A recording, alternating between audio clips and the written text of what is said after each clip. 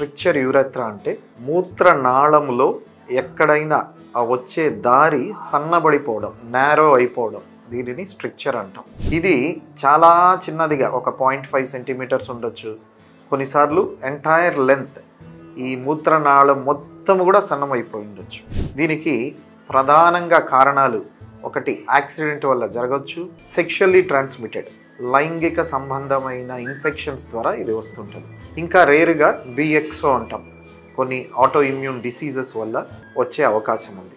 దీనికి డయాగ్నోస్ చేయడానికి రెట్రోగ్రేడ్ యూరెథ్రోగ్రామ్ అనే ఒక ఎక్స్రే తీస్తాము.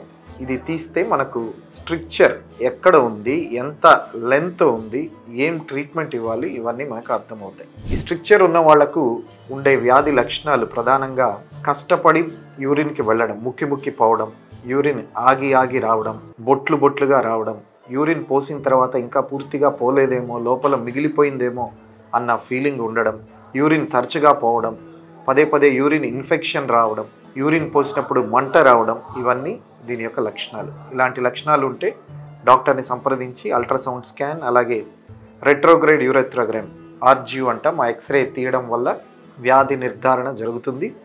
దానికి తగిన చికిత్స మనం తీసుకోవచ్చు.